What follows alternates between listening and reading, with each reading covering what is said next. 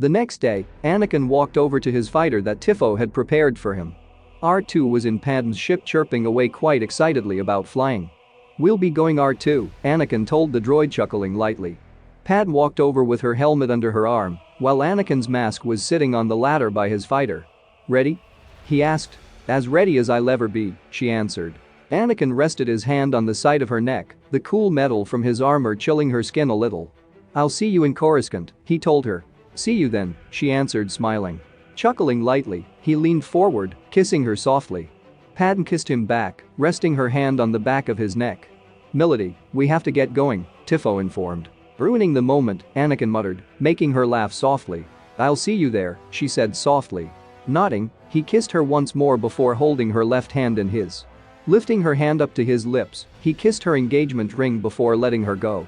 Padme smiled as she pulled on her gloves, then her helmet. Anakin put on his mask before looking at Tiffo. "I'll be flying behind her, you fly ahead," he instructed. "Excuse me, Anakin, but I believe I'll make the calls on her safety," Tiffo informed. "When it comes to her safety, I believe as her fiancé, I think I should be able to have an opinion on it," Anakin informed. "Enough, both of you," Padme answered with a sigh, "since I basically outrank both of you. Captain, I think we should go with Anakin's plan." Tiffo looked at Anakin, who was smiling smugly behind his mask. "As you wish, Milady," Tiffo answered. "Let's get going, please," Padme told them as she climbed into her ship. Anakin gave Tiffo one last look before they climbed into their own ships. "I swear, Anakin, grown men acting like children," Padme scolded him over his intercom. "He thinks that just because I'm not a Jedi or something that he can try to tell me what to do," he answered. "Ani, he's head of security," she told him. "Doesn't matter. I should outrank him, I'm your fiancé," he told her. "He knows that," Padme answered. "I don't think he cares," he insisted. "Ani, stop and just fly your fighter," she answered, almost scolding him. "Yes, Milady," Anakin told her with a half grin. Anakin chuckled lightly as they flew off. When they arrived at Coruscant, Anakin couldn't help but feel that something was wrong. He kept glancing over at the larger ship. When they landed on the platform, Anakin climbed down and walked over to Padme. "We made it," Tiffo commented as he removed his helmet, watching as Cord walked down the ramp. "Guess I was wrong, there wasn't any danger at all," he commented. Suddenly having a horrible feeling rush through his system, Anakin looked toward Padme. "Get down," he exclaimed before running over to Cord, pushing her to the ground with him covering her as the ship exploded. Pulling back, Anakin looked at Cord. "Are you alright?" he asked, getting back up. "Yes," she replied, but shaken from her near-death experience. Padme hurried over to check on her friend while Anakin stood up, searching around. "Did you see anyone?" he asked Tiffo. "No one," Tiffo replied as he looked around, drawing his weapon. Anakin hurried over and helped Padme up off the ground before Tiffo could. "Come on, Padme, we have to get you to safety," he insisted. Padme nodded as she and Cord hurried off the landing platform. Getting into the speeder that was waiting for them, Anakin looked around. "I'll meet you at the meeting," he told her. "What?" she started. "I'm going to look for clues," he answered. Padme nodded as she rested her hand on the metal of his mask before she got into the speeder. "I love you," she told him. "Love you," he answered before watching the speeder fly off with his fiancée. Walking back over to the wreckage, Anakin bent down and checked pulses on the 6 guards who were with Cord. He shook his head sadly when none had a pulse. "Horrible loss," he said softly as he closed the eyes of one of the soldiers. Standing up, he began investigating all the rubble to find any clue of who could have done this. Looking up, he saw speeders with Jedi in them, making him abandon his mission. Hurrying over to his own speeder, he jumped inside and sped off before the Jedi could catch him. When he arrived at the Senate building, Anakin climbed out of his speeder and walked into the building. Making his way through the halls, he could hear a discussion going on. Seeing Padme's seat, he walked inside and took his place in the back. His arrival, though, caused a little bit of a stir, for everyone was now looking at the new person who had joined in on the meeting. Looking over her shoulder, Padme saw her fiancé standing there with his arms crossed over his chest. He nodded to her to let her know that she could start her speech. Smiling softly at him, she turned back to the Senate, clearing her throat as she moved their glider forward. "My noble colleagues. Less than an hour ago an assassination attempt was made against my life. One of my bodyguards was nearly killed, while 6 others were ruthlessly and senselessly murdered," she informed. Pausing, they heard everyone go into a frenzy over the news. "I was the target, but more importantly, the security measure before you was the target. I have led the opposition to the building of this army, and someone will stop at nothing to assure its passage," she told them. The other senator's shouts only grew louder with each word she spoke. Anakin looked around to all the outraged senators over the fact that someone was trying to start a war. Wake up, senators. You must wake up. If you offer the separatists violence, they will only show violence in return. Many will lose their lives. All will lose their freedom. She told them passionately. The room was now suddenly quiet again. I pray you do not let fear push you into disaster. Vote down the security measure, which is nothing less than a declaration of war. Does anyone here want that? I cannot believe they do, she finished, staring at all her colleagues. The room began to get loud again until Ma Zameta called everyone to order. Looking up, Anakin could see the Chancellor staring down at them, but he saw that he wasn't even looking at Padme. What made him uneasy was the fact the Chancellor was staring at him before he finally spoke. Due to the lateness of the hour and the seriousness of this motion, we will take up these matters tomorrow. Until then, the Senate is adjourned, Palpatine told the Senate. As they went to exit the glider, Anakin followed Padme down the hall. You did well, he told her. I just hope they actually listen to what I had to say, she answered. They will, just have faith in the Senate that they'll make the right decision in this, he replied. He glanced over his shoulder. I'll meet you at the Chancellor's office, he told her. Padme nodded before she followed Tifo to the speeder that was awaiting them. Turning around to the opposite direction, Anakin climbed into his own speeder. Later that afternoon, Anakin was standing outside the Chancellor's office when Padme and some of her colleagues walked down the hall.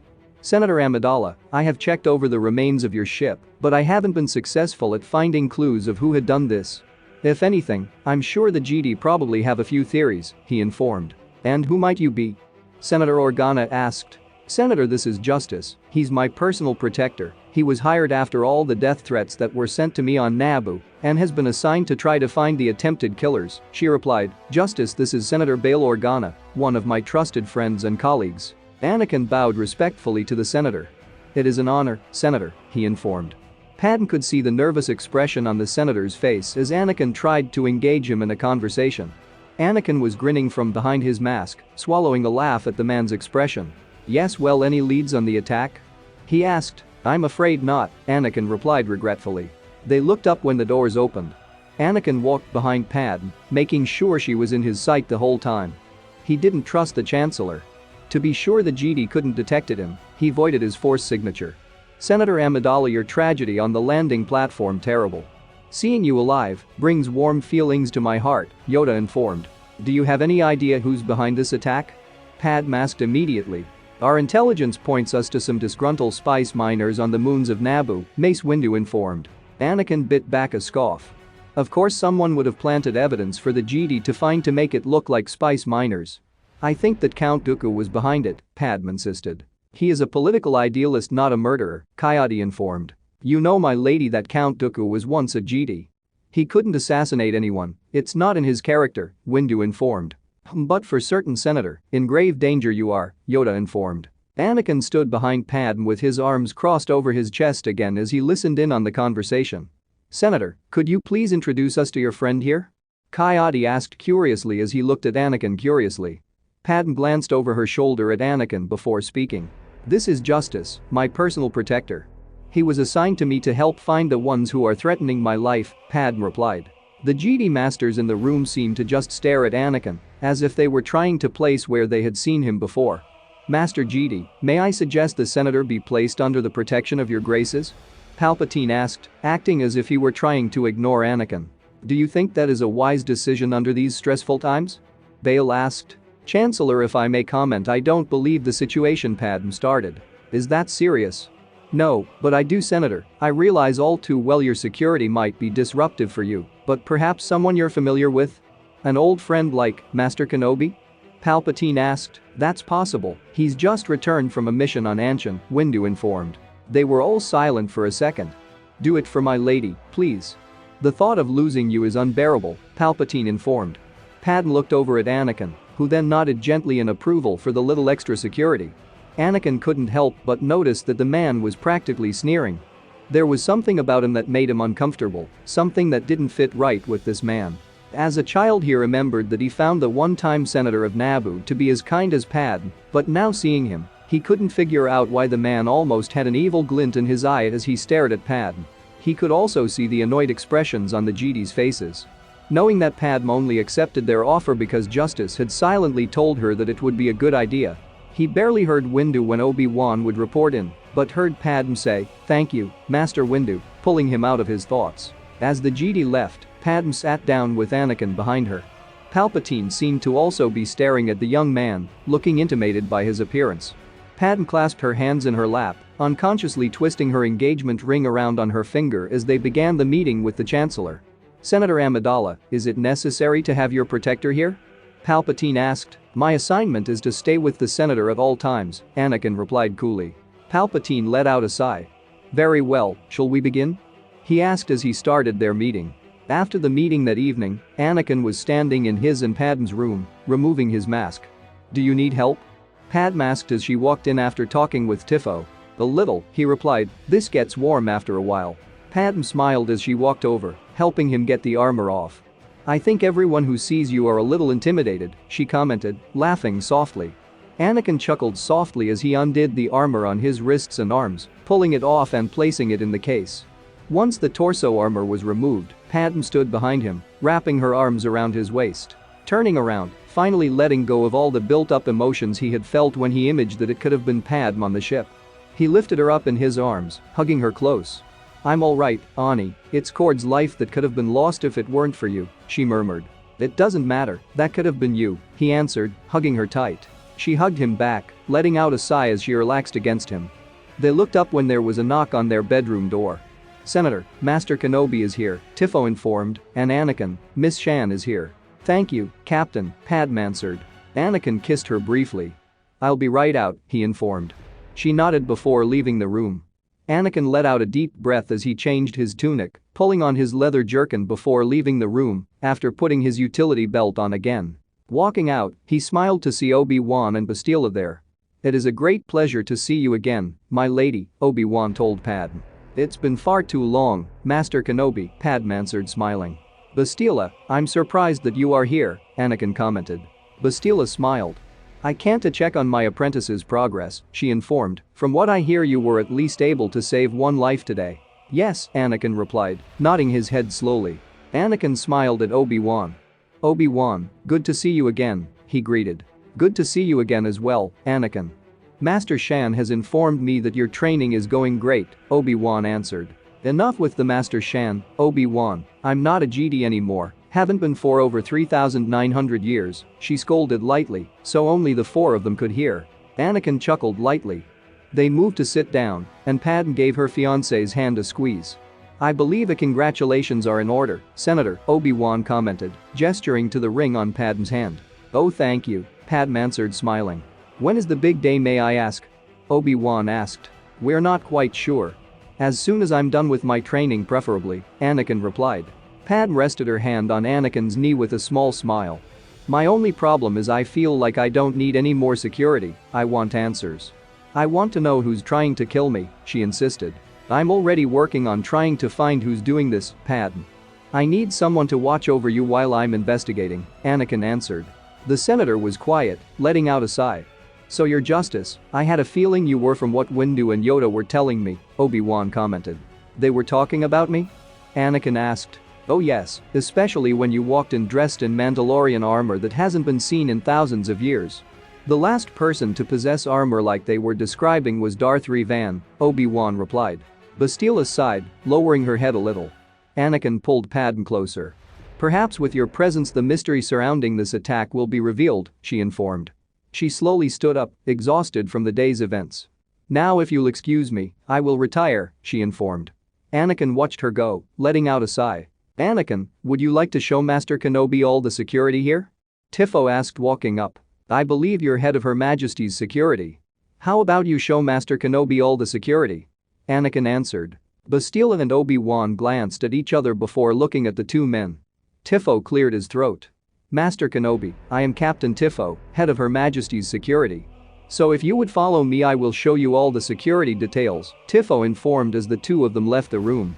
"If looks could kill my apprentice," Bastila quipped as she stood beside him. "I don't like how close he is trying to be with Padme," he answered. He doesn't keep his thoughts quiet about her. "Anakin, what did I tell you about jealousy?" she asked, raising her eyebrow. It is hard not to be jealous when I keep catching the looks he gives Padme when he thinks I'm not looking, he muttered. Maybe he's doing that because he knows it bothers you, she told him. Anakin let out a sigh. I'm going to be with Padme. It's been a long day, he murmured. She nodded with a sigh as she watched her apprentice go to his and Padme's room. Night fell and Obi-Wan came back to relieve Bastila from guarding the apartment. Any activity up here? He asked. Bastila shook her head slowly with a sigh. No, extremely calm, she replied. Obi-Wan went to check the security cameras when he furrowed his brow. Obi-Wan, he hasn't had a real evening with his fiancée. Do you think he's going to want you to see? Bastila asked, raising her eyebrow. Are you sure he'll be able to sense things while he is distracted? He asked. Anakin can still sense things while he's with Padme. Love isn't a distraction, Obi-Wan, she told him. Obi-Wan was silent for a minute. In the bedroom, Anakin kept waking up every couple of minutes, thinking he would hear something outside the window. He glanced at Padme to see that she was still fast asleep. He had his arm over her waist while she slept. He kissed the back of her shoulder before lying back down. Closing his eyes, he tried to fall asleep again. He smiled a little when she felt her hand tighten unconsciously around his. 10 minutes when Anakin began to doze again, he suddenly felt something dark enter the room. Sitting up, he scanned around the room. Getting up from bed, he started searching the room, accidentally waking Padme as he did so. Ani? She asked sleepily. Before she could react, Anakin was suddenly back on the bed with his lightsaber in hand, killing 2 cowhens that were crawling up on the bed. Just then, Obi-Wan and Bastila ran into the room. Are you alright? Anakin asked. Padme nodded right as Obi-Wan jumped through the window, grabbing the droid that had delivered the creatures. Crazy Jedi. Anakin exclaimed, jumping up. He looked at Padme. Stay here, he told her as he and Bastila ran out the door while Cord, Dorm, and Tifo ran into the room. Anakin and Bastila ran to the nearest garage where they took a yellow speeder, speeding off into the city traffic. When they finally caught up to Obi-Wan, they saw that the droid he had been clinging to had been shot, and he was now falling. Anakin glanced up before he easily caught the Jedi on the back of the speeder. What took you so long? Obi-Wan asked as he climbed in. I couldn't find a speeder I really liked, Anakin replied with a half grin. Bastila shook her head slowly. Bastila, switch sides with me, he insisted. What do you plan on doing, Anakin? Bastila asked as they started switching places. Will you just trust me? Anakin asked as he sat in the passenger's side. The last time you said that, Anakin, it took you 3 days to get out of the jungles of Sun, Bastila commented. I got out though, didn't I? He answered with a grin. That is true, she agreed. Obi-Wan just stared between the two of them for a second when Anakin got up from his seat. Alright, if you'll excuse me, I have an attempted assassin to catch, he commented before jumping on the front of the speeder, then jumping off completely. Has the boy lost his mind? Obi-Wan demanded. Anakin has captured many wanted people with his methods, Bastila replied. Bastila chased them both down, as Anakin was clearly struggling with the driver and the speeder in question. There are methods to his madness, Master Kenobi, she added with a half grin. Anakin grabbed a hold of the woman's wrist as she tried to fire her blaster at him. After missing several blasts, the attempted assassin turned her speeder, making Anakin fall and hit the ground. Reaching up with the force, he was able to get the speeder to crash. The woman jumped out of the speeder and began running with Anakin right on her heels. The woman kept glancing over her shoulder at who she believes is only a civilian chasing her down. She had no idea the young man chasing her was Senator Amidala's secret fiancé, and as well as the personal protector she had heard about. She ran into the club, then just as Anakin went to go in after her, Obi-Wan and Bastila caught up with him. She's in the club, he informed. Bastila nodded her head slowly. Remember to keep yourself hidden, Anakin. You've worked too hard to get yourself caught now, she reminded him softly. Understood, he answered. Bastila gripped his shoulder gently, but firmly with a smile before she and Obi-Wan entered the club. Anakin slowly walked in behind them, searching around for the woman with the Force. Bastila nodded gently to him. Having him blend in the crowd was the perfect way to go in with this. Hard to believe he was once the boy Qui-Gon had introduced me to, Obi-Wan commented as they sat down at the bar. He's a good apprentice. A slow learner, but he does learn, she answered as they ordered drinks at the bar. Obi-Wan nodded his head slowly. Wanna buy some death sticks? A person beside him asked. You don't want to sell me death sticks, Obi-Wan answered. I don't want to sell you death sticks, the man parroted. You want to go home and rethink your life, Obi-Wan told him. I want to go home and rethink my life, the man again parroted before leaving. Bastila laughed a little, shaking her head slowly. But honestly, Bastila, do you think it is a wise idea for Anakin to have an attachment? He asked. In the words of Jolie Bindo, love doesn't lead to the dark side.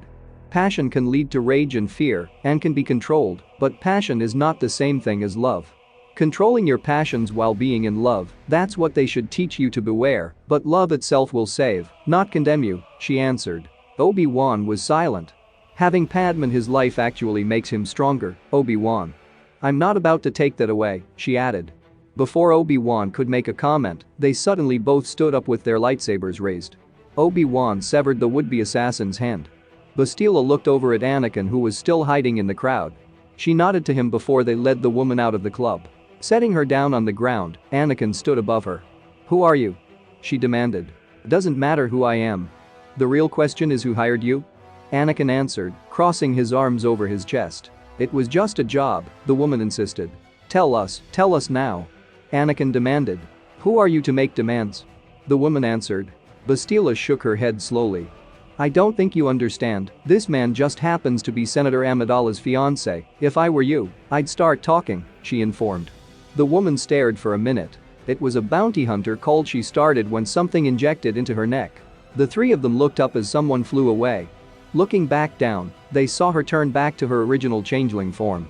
Speaking in a language they didn't know, she collapsed to the ground. Obi-Wan reached over, pulling out a dart. Toxic dart, he murmured.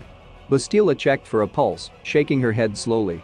Anakin cursed under his breath. Anakin, go back to Padme. I'm sure she's worried about you, Bastila insisted.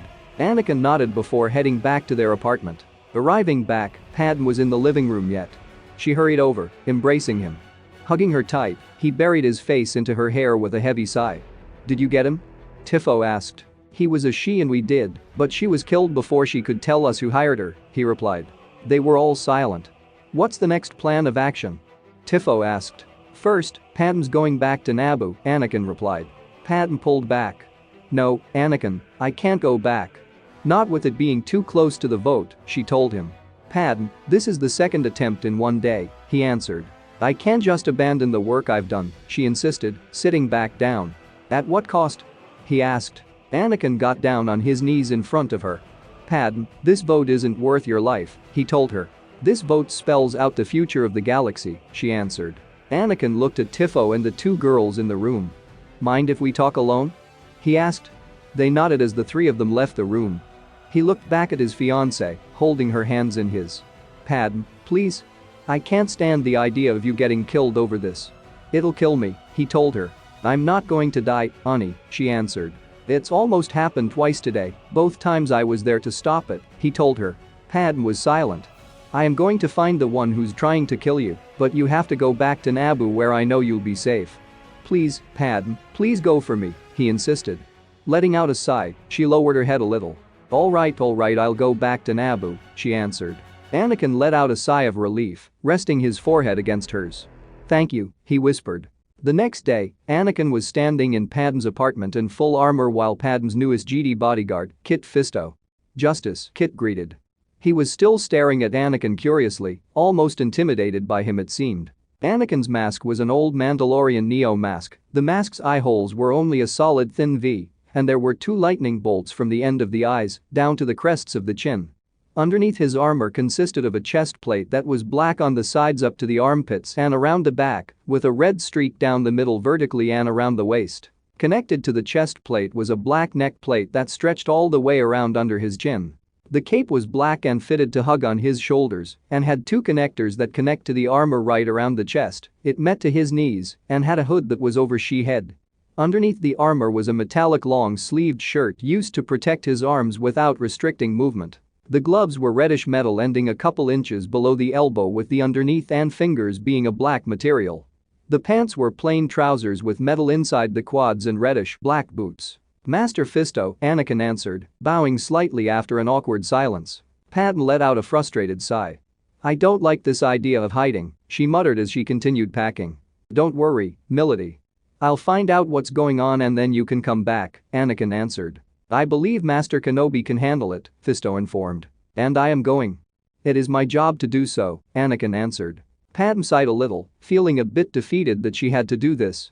"Milady, is there a message you would like me to send to your fiancé about your change in plans?" Anakin asked as he stood in the doorway. "Only for him to know that I'll be alright and I'll be seeing him soon," Padme replied as she put another dress into a suitcase. "Very well, Milady," Anakin answered. Padme nodded before Anakin went to pretend he was going to send a transmission. A little while later, Padme walked into Anakin's room, looking around. "Ani? We're getting ready to leave," she called to him quietly. Anakin walked over, embracing his fiancée tightly. Padme hugged him back, wrapping her arms tightly around his neck. "Please be careful," she whispered. "I will," he answered, kissing her shoulder. "I love you. I love you," she whispered softly. Anakin pulled back from their embrace to capture her lips with his. Padme kissed him back, resting her hand on his cheek. Pulling away, he lifted her hand to his lips, kissing her engagement ring.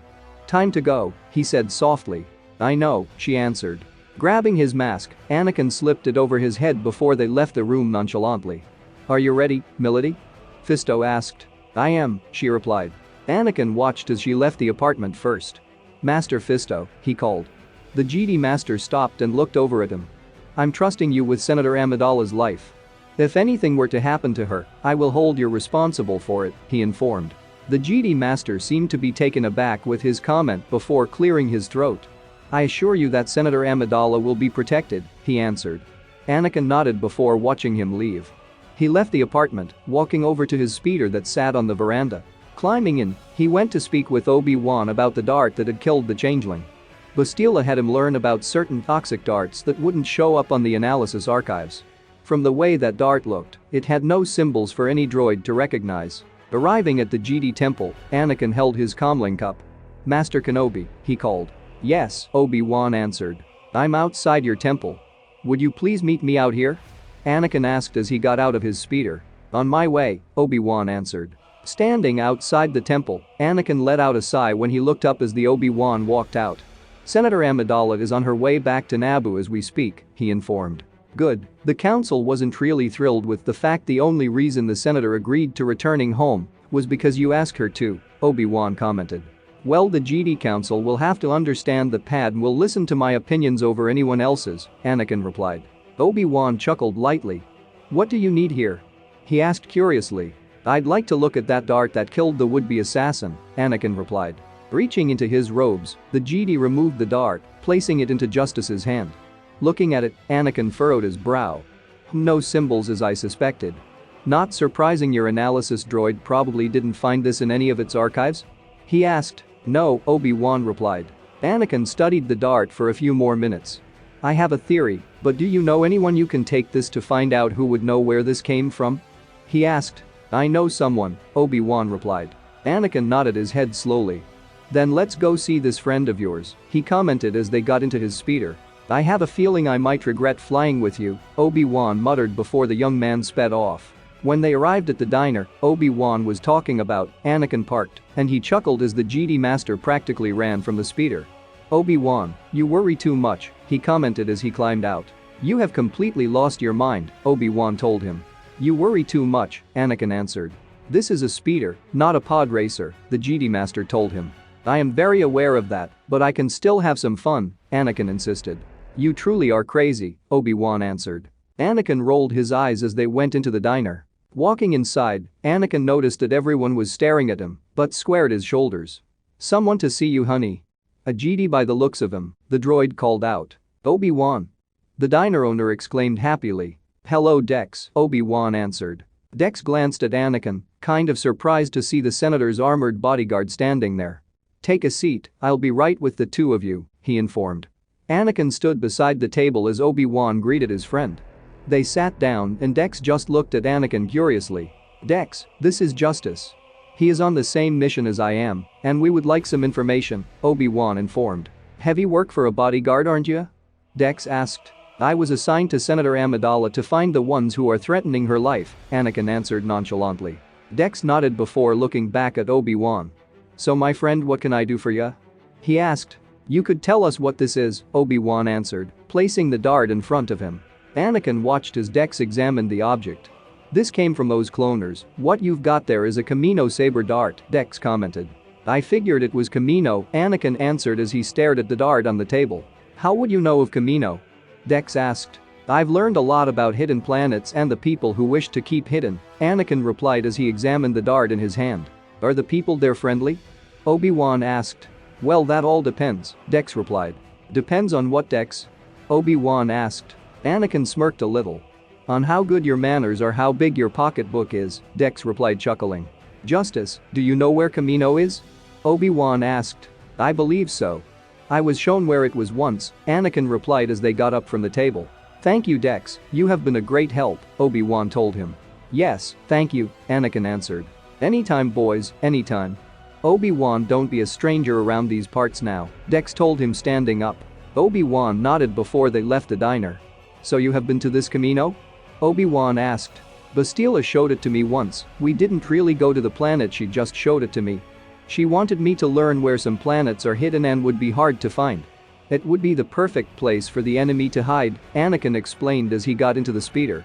He noticed that Obi-Wan didn't get in and let out a sigh. Obi-Wan, you have fought a Sith Lord, and yet you're terrified about getting into a speeder, he commented. Only the ones you're driving, Obi-Wan replied with a sigh as he got in. My driving saved your life last night, Anakin commented as he sped off. Yes, but your driving is suicide, the Jedi Master answered as they went into Coruscant traffic. Just trust me, Anakin insisted. Obi-Wan shook his head, letting out a sigh.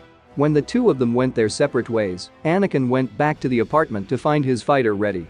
Alright, Camino, here we come, he commented as he climbed up the side of his Z-95 headhunter that he called Angel. Opening the hatch, he jumped inside and got it ready to go. Once he flew off, he met up with Obi-Wan at Coruscant's atmosphere. Just follow me, Obi-Wan, and we'll find Camino, he informed. Alright, here goes nothing, Obi-Wan answered as they jumped into hyperspace. As Anakin shifted out of hyperspace, he saw Camino. Bastila, we have arrived at Camino, he stated, hoping she could hear him. Understood.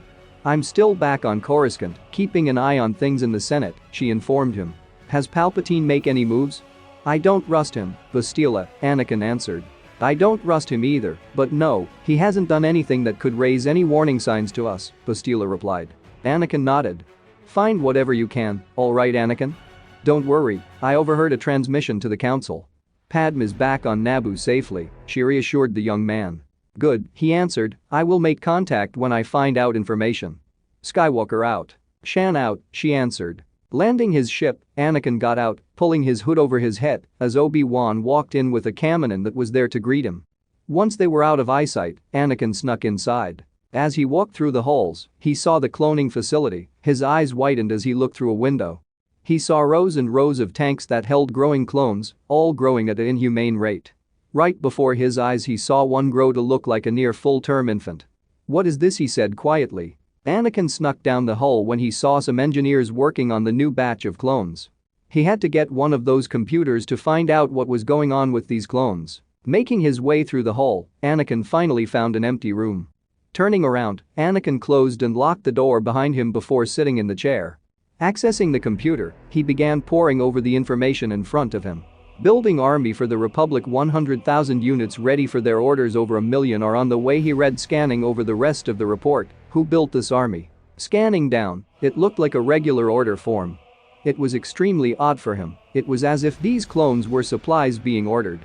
Finding a name, his forehead creased with confusion. Sifo Dyas? I thought Bastila said he was killed before this, he murmured when he saw the date on the order form. Scrolling down, he saw a spot that said Special Orders. Moving to look at them, he cursed when Enter Password flashed up on the screen. Of course that is the one spot that would be locked, he muttered. He let out a frustrated sigh as he held his comlink cup. Bastila, he called. Bastila here, she answered. Bastila, I'm in the main computers. It seems that there is a clone army that is being built for the Republic, he stated. Did Palpatine ask for it? She asked, oddly. No, Sifo Dyas called for the order, he replied. It was silent on Bastila's end for a minute. What is the date on the order? She asked. Anakin read the date of the order off to her. Impossible, Sifo Dyas died long before that, she told him. What can this mean? Anakin asked. I'm not sure yet, she replied. Anakin let out a sigh. Don't worry, Anakin. Everything will be solved. Do you think there is anything threatening about this? Are the Kaminans showing aggression? She asked. No, I don't think there's motive to fear the Kaminans, he replied. Can you get into the special orders? She asked. No, it's been blocked, he replied. Anakin, you know better than to tell me that, she scolded lightly. Anakin smiled a little before he started pondering of what could the password be. Of course, it would have to be the password from the person who actually made the order and not the Kaminoans.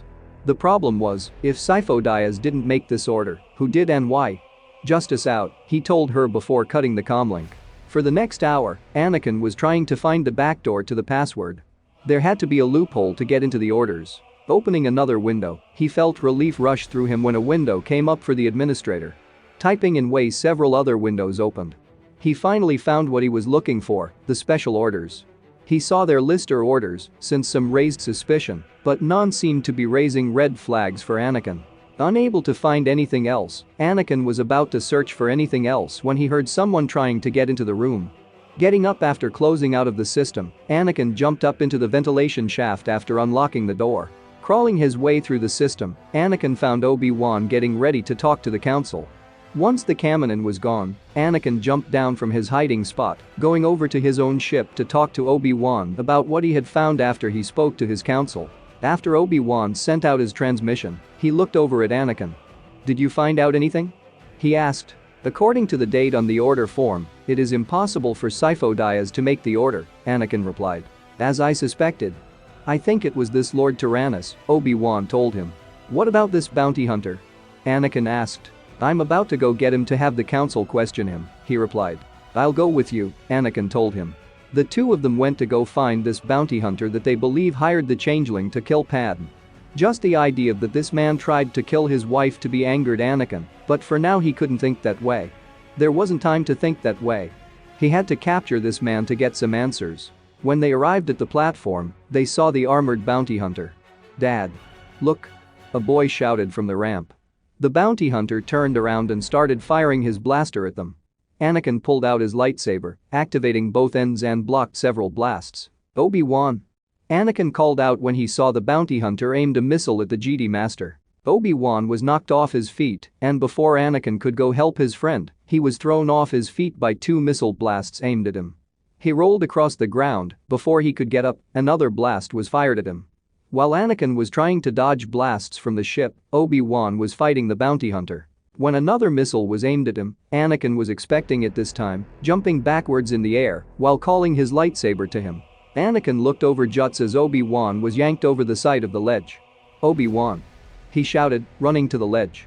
The bounty hunter then aimed his blaster at Anakin, firing at him, forcing the vigilante to back up while blocking his attack.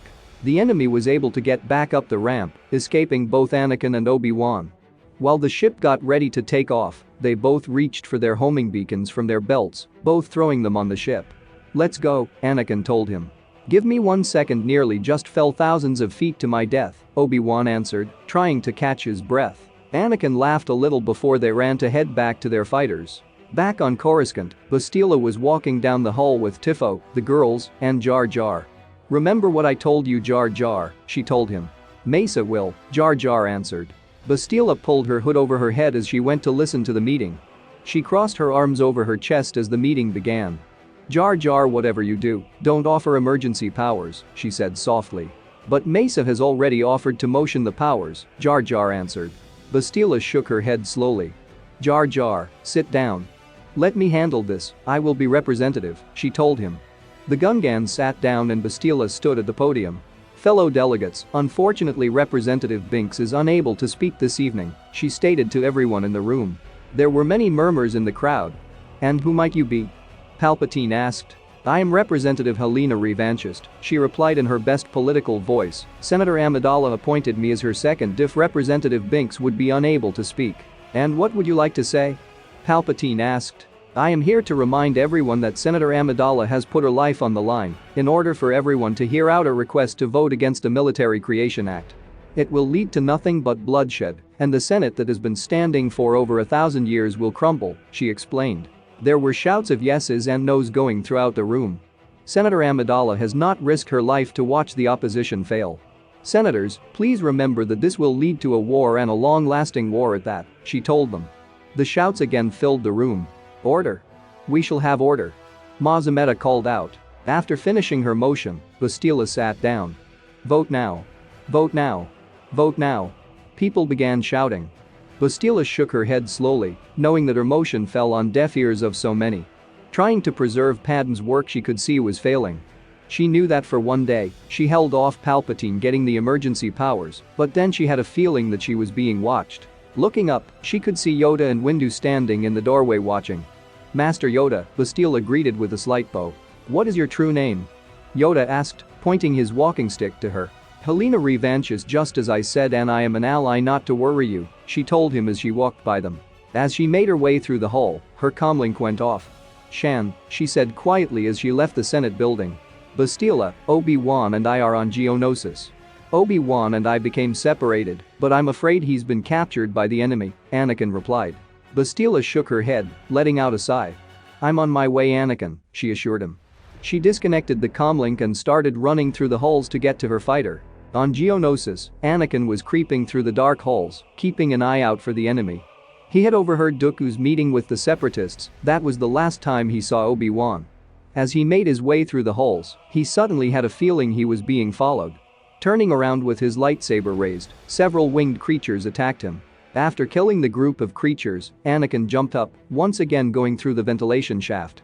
"This is going to be such an adventure," he muttered as he began climbing up. Night began to fall on Geonosis. There wasn't much Anakin could do anymore with being on his own. Letting out a sigh, he closed his eyes as he began to fall in a meditative state to energize himself for what he was sure was going to be a huge battle. The morning arrived and Anakin stood at the top of the arena, watching as Obi-Wan was led out and chained to a pillar. "Just as I thought," he said with a sigh. He shook his head slowly as he stood in the darkness watching as they prepared for the execution. However, he watched as another cart was pulled out and his heart dropped. "No, no," he exclaimed quietly, his eyes wide. He stood frozen in place as he watched their newest prisoner get chained to the pillar. "Padme," he said in disbelief. Anakin went to take a step forward. "Anakin, stay where you are," Bastila told him quietly as she stood behind him. "They're going to kill her." Anakin exclaimed quietly. "If you go down there now, that bounty hunter will kill her," she answered, gesturing to Jango who was on the other side of the arena. "Blast it," Anakin muttered. Anakin let out a deep breath as he looked down. "She'll be all right," she insisted. His heart dropped more when he saw an Exu come out of its cage. "I have a really bad feeling about this," he muttered. "Just wait," Bastila insisted. Anakin became extremely anxious watching this creature go after Padme. "I have to do something," he insisted when she grabbed his arm. "Anakin, stop now," she ordered, looking at her apprentice. "This is different than any other mission, Bastila. It's Padme," he exclaimed quietly. "Think clearly and rationally like I taught you. If you go after her now, Jango has a clear shot at her," she answered. Anakin watched impatiently as Padme climbed to the top of the pillar. "If anything, she's more in control about what'll go on with that Nexu than Obi-Wan does with that Acklay," Bastila added. "Not funny," Anakin answered, irritated. Bastila gripped his arm as they watched Padme hit the creature with her cuffs, but then the Nexu kept climbing, and Anakin watched in horror as the cat-like creature clawed Padme's back. "Padme," he exclaimed quietly. She's all right, Anakin," she assured him. "That thing's going to kill her," Anakin answered. "Anakin, relax, think," she told him. Letting out a deep breath, Anakin Fisto had calmed the creature moving to attack him, and now all three of them were on creature's back. "Wait for it," Anakin told himself softly. "Wait for it," he watched as Dradikas surrounded them. "Wait for it," Anakin murmured. Bastila smiled as she removed her cloak after placing her black skin-tight mask on. Anakin reached up, pulling off his hood as he jumped up on the ledge. Anakin pulled out his lightsaber before he jumped down from his hiding place. Running over at full speed, he started destroying the droids surrounding them, only to have more droids coming out. "Milady," Anakin called, tossing a blaster to Padme. Padme caught the weapon and began firing at several droids. "Is this how you keep yourself safe?" he asked with a half-grin. "What can I say, not fair that I can't get in on the fun," she answered. Anakin grinned before he blocked a blast aimed for Padme's head, and she destroyed a droid that aimed at Anakin's back. Obi-Wan grinned as he and Bastila were now back to back. "Politicians bore you already, Master?" he asked. "I can't only stand political idiocy for so long, Master Kenobi," she answered as she blocked several attacks, "and please stop calling me that." "Forgive me, Bastila," he told her before grabbing her arm, pulling her closer so he could lean forward, and she rolled across his back while force-pushing several droids back. Anakin swung his lightsaber around, destroying several droids with their own blaster shots. They were suddenly all surrounded by hundreds of droids, forcing him to pull Padme around his back while backed up against a pillar. "Any other ideas?" Obi-Wan asked. Bastila and Anakin smiled as they raised her hands to the air. Suddenly Force lightning dropped from the sky, destroying the droids around them. Padme bit her lower lip as more droids came out. "Any other bright ideas?" Fisto asked. "I think we'll be all right," Bastila replied as the Jedi came out of their hiding places. With all the Jedi there to help now, they were able to fight the droid army that was ambushing them. Padme started riding one of the creatures that brought her into the arena in the first place, while Anakin rode in the back, blocking blaster bolts aimed at him. Their plan didn't last long since they were knocked off the chariot, and they ended up using it as shelter from some blasts. "I got Obi-Wan's distress signal, and I thought you were captured too," Padme told him before firing another shot. "And here I thought you hated violence," he commented with a half grin. "I just call this aggressive negotiations," she replied with a smile. Anakin laughed before he had her duck down and blocked a shot aimed for her.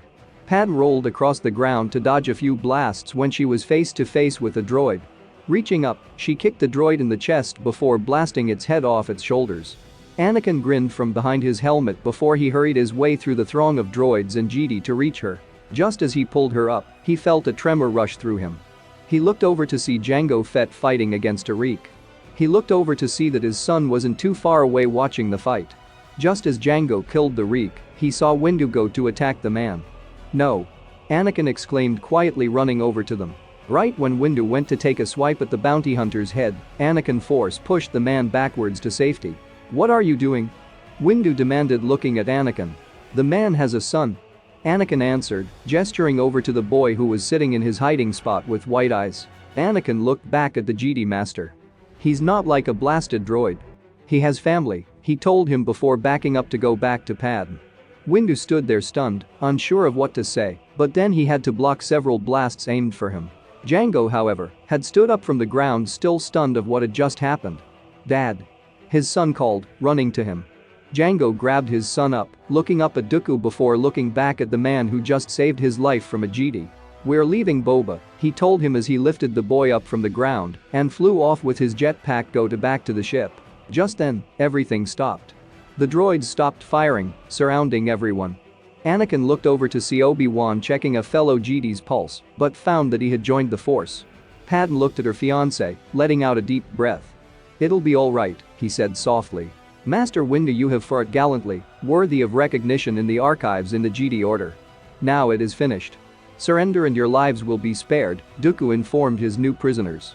"We will not be hostages to be bartered, Dooku," Windu answered. "Then I'm sorry, old friend," Dooku told him. Anakin moved to stand in front of Padme as she looked up. "Look," she called out. They looked up as drop ships came down into the arena, revealing the large army of clone troops. Even though relieved that they had help, Bastila was also disappointed with the fact they went ahead with giving the Chancellor everything. "Bastila!" Obi-Wan called when a droid tried to ambush her from behind. Bastila jumped over the droid's head, landing behind it, and cut the machine in two with her lightsaber. They ran over to the drop ship that was waiting for them. Anakin jumped in and helped Padme up, while Obi-Wan did the same with Bastila before they flew off. They gripped the handles in front of them as they lifted off from the arena. "Aim right above the fuel cells," Anakin called out. "Good call, Justice," Bastila answered. Anakin nodded before he kept his eye out for Dooku. They looked below to see the large battle breaking out. A Federation starship was brought down, and all of a sudden they couldn't see through the cloud of sand and dirt that had flown up into the air. Just as they came out of the cloud of dust, Obi-Wan peered out from the side. "Look over there," he called out. Anakin looked at where Obi-Wan was pointing. "It's Dooku. Shoot him down," he called out. "We're out of rockets, sir," the pilot answered. "Follow him then," Anakin ordered. "We're going to need some help," Padme put in. Obi-Wan shook his head. "There isn't time, Justice, Helena, and I can handle this," he answered. Anakin glanced at Padme, gripping her hand with his free hand when they suddenly heard blaster sounds coming from behind. Just as they made their way over a sand dune, a blast hit the ship, making them skid over the top of the hill. The impact made both Padme and Anakin lose their grips, forcing them out of the ship. "Justice! Padme!" Bastila shouted as she watched her two friends fall over the edge. She glanced at Obi-Wan with horrified eyes. "Should we stop?" a pilot called out. "No. Follow the speeder," Bastila answered.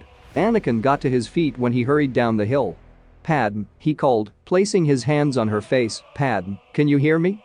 Padme groaned softly, wincing in pain. Padme, he called again. Ani, she groaned. Are you alright? He asked. She nodded her head slowly as he helped her up.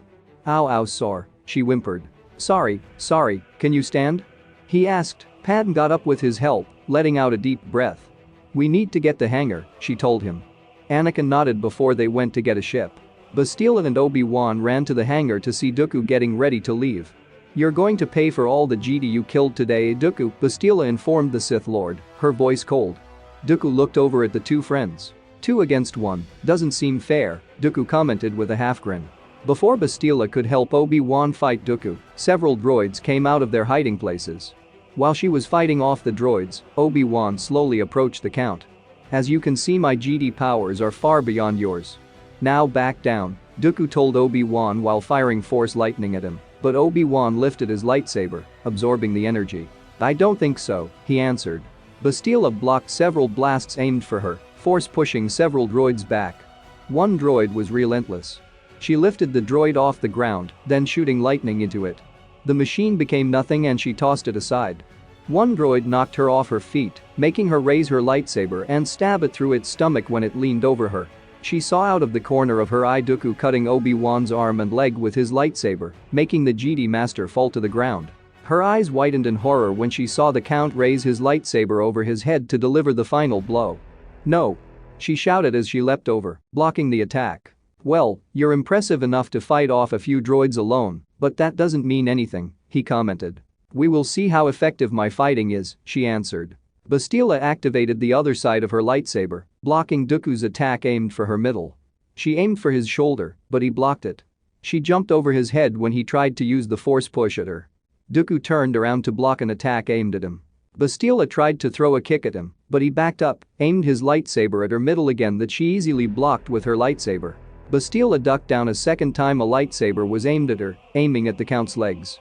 Dooku jumped over her attack, aiming a kick at her face. She rolled across the floor, thrusting the other side of her lightsaber at him. The older man was suddenly having a harder time trying to keep up with the woman. He suddenly glanced over at the still injured Jedi Master still lying on the floor. Bastila's eyes widened when she saw the electrical pillar get lifted off the ground and went to collapse on the man. She reached up with one hand, grabbing the pillar before it could crush him. Dooku glared at her, but was also surprised that she had the power to grab this massive object with one hand while fighting a Sith Lord with her free hand. Throwing the pillar across the hangar, she let out a gasp when she realized her mistake, and the hangar began to cave in. See you in the afterlife, Dooku sneered as he escaped to his ship. Bastila ran over to Obi-Wan, dropping to her knees beside him. Obi-Wan, can you stand? She asked. Yeah, he replied. Bastila wrapped her arm around his back while getting him to wrap his arm around her shoulders before they started hurrying out of the hangar. Anakin and Padme jumped off the drop ship just as Dooku's ship was seen leaving the hangar. They turned around, aiming their weapons at him. Anakin looked over to see Bastila helping an injured Obi-Wan out of the hangar. Dooku's gone, we have to go, the place is collapsing, Bastila told them as they got onto the drop ship. Obi-Wan, are you alright? Anakin asked as he sat down. Yeah, I'm alright, he replied, nodding. Bastila let out a sigh. What about you two? Are you alright? She asked. Some bruises, but we'll live, he replied. Bastila nodded as they went back to the command center. In the medical facility, Padme hissed as Anakin assessed the scratches in her back. It could be a lot worse, he commented at last. He was again dressed in his civilian clothes, having put his mask and armor away. Now, he was Anakin Skywalker, Senator Amidala's fiancé. Padme winced as he started cleaning the injuries on her back. Ani, stop touching my back, she told him. I have to take care of these before they get infected. You do have sand in the cuts from falling, he answered. Padme let out a sigh, keeping a blanket pressed against her chest, just in case someone would walk in. The last thing she wanted was someone to see her naked torso. Alright, a droid will be coming in with some bacta, he murmured. He rested his hands on her shoulders. Nothing was more terrifying than seeing that Nexu try to kill you, he told her. She let out a sigh. What made you come to Geonosis anyways? He asked. Obi-Wan was in trouble and I thought because you two were on this mission together, I thought you were in trouble too, she answered. Anakin wrapped his arms around her waist, resting his forehead against her shoulder. Just don't scare me like that again, he told her. She smiled a little. "I'll try not to," she answered softly. He kissed her shoulder once more and continued to hold her. In another room, Bastila was taking care of Obi-Wan's injuries herself. "Bastila, I think the Jedi healers can deal with this," he commented with a small grin. "Yes, well, your healers are slow about getting this taken care of," she answered with a sigh. She glanced at him with a small smile. "You fought well," she added. "You weren't so bad yourself," he pointed out. "I've had over 3,000 years of practice," she replied with a small chuckle. Obi-Wan smiled a little as she placed Bacta on the burns. "There, you should be good as new in no time," she stated, stepping back. "Thank you," he answered. "You are welcome, now rest." "You've had a busy few days," she pointed out. "Yes, ma'am," he once again answered as he watched her go. While Bastila walked down the hall, she saw a young blonde woman enter into Obi-Wan's room, fear evident in her eyes. She knew her, Siri Tachi, a very intelligent Jedi Knight. What made the former Jedi smile a little was the other emotion in her eyes as she went to see Obi-Wan, an emotion she herself once had for Revan love. Smiling softly, she turned on her heel and left the medical unit. They may have won the battle on Geonosis, but now that Palpatine had gained emergency powers, it was the beginning of a war. 6 months later, Anakin was in his fighter while trying to escape a few droids chasing after his ship. "Blast it," Anakin muttered before he started doing a barrel roll. He grinned a little when the droids crashed into each other. "Anakin, pull up," Obi-Wan called over the comm. "Obi-Wan, I know what I'm doing," Anakin answered as he instead dove under the ship instead of pulling up. Bastila laughed over the comlink. "Keep your eye on the mission, my apprentice," she reminded him. "Copy," he answered. Anakin flew back to the front of the ship, trying to find the shield generator. "Remember what I told you," she told him. "I'm keeping that in mind, Bastila," he told her. He aimed at the shields and got them out. He made it inside before the doors could close. He jumped out of the fighter and started fighting the droids that were trying to attack him. Anakin rolled across the floor, force pushing several droids backwards before looking at his fighter. Smiling, he took the small remote from the pouch on his utility belt, activating the cloaking device he had installed on his ship. Looking around, Anakin pulled his hood up as he started going through the hidden passageways he had found on the blueprints of the ship that he had found days before. Since this was the command ship, he could only hope that he could catch some information that could be useful for the end of the war. He wanted this war to be over, he wanted it over before it even began. All he wanted was to finish his training, then return to Naboo to marry Pad like he had been wanting for so long. Making his way over the top of the council room, he stopped when he heard a meeting going on. "I want to hire another bounty hunter, one that wouldn't become so weak after some vigilante saved his life. I want Senator Amidala's head," he heard Newt Gunray demand. "Patience, Viceroy, patience. You will receive what you have been asking for over the last 10 years, he heard Dooku say. Anakin shook his head slowly. "Not if I have anything to say about it," he thought.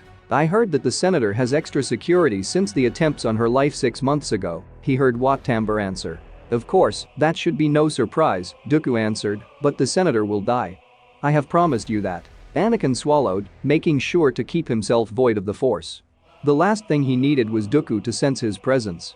"It is easier to know that the senator of Naboo has very few allies since Geonosis," Dooku pointed out to the Viceroy. "Ruining her reputation means nothing. I want her dead," he snapped. "I think the last person we need to worry about is Senator Amidala," Tambor informed the council, wanting to change the subject. "I agree, this justice person, who is he?" Sandhill questioned curiously. "One thing is for sure, whenever he is seen in Coruscant he is practically welded to Senator Amidala's side," Pascal Argente commented, sitting back in his chair. "He carries a Jedi's lightsaber, but it is obvious he is no Jedi, since even the masters don't know who he is. The blade is also not of a known Jedi color, it's gold," San commented. Anakin smiled behind his mask. "He wears the mask of an old Sith Lord that I seem to have heard about," he heard Dooku mutter. "Either way, we need our spies to find this justice." "He is a threat to our work," Gunray insisted. The fear was evident in his voice. "He doesn't work for the Jedi or the Senate, but he's not working for us. This justice has no loyalties whatsoever from what I have seen," Tambor put in. Anakin shook his head slowly. "Show me a group I should be loyal to. The Jedi rejected me, the Republic has kept slavery on the planets that it already exists on, and the Trade Federation's trying to kill my angel. Why should I be loyal to any of them?" he thought. He glared at Newt Gunray as he went to bring his drink to his lips. Concentrating, he smiled a little when the glass shattered in his hand. Deciding he had heard enough, Anakin made his escape. Leaving the ship as easily as he had went in, Anakin decided to contact Bastila. Bastila, the council was meeting on the ship, he informed her. What did you find out? She asked. Keep a sharp eye out for everyone when you start going to the Senate meetings. They're going to have us followed, he replied. I'll keep that in mind, Bastila told him. I need to go back to Coruscant, they're going to go after Padme again, he answered. No, Anakin, you are 3 days away even by light speed, she told him. So I'm supposed to do nothing? He asked. Bastila sighed over her calm. Anakin, what have I told you about control? She asked. He let out a sigh. Sorry, he answered. She'll be fine, she has Tifo watching her, and if you have any faith in the man at all you'll know she's safe, she told him.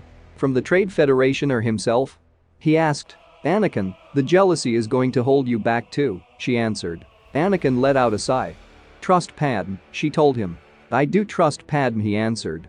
You have to trust Tifo too, she told him. It would be easier if whenever I'm around he would just attempt to stop thinking about my fiancé, he answered.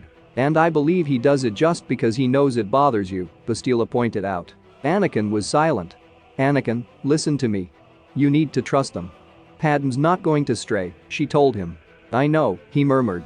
Then trust that she won't fall for anything Tifo tries to do, if he even tries, she answered. Nodding his head slowly, the young man let out a sigh. Understood, Bastila, he murmured. She'll be fine, just trust her, Bastila told him. Come on, we have to leave this area before we're found out. Right, he answered as they flew away from the battle they were in the middle of. Back on Coruscant, Padme was sitting in her office going over the many bills that scattered all over her desk. She rubbed her throbbing forehead, letting out a sigh.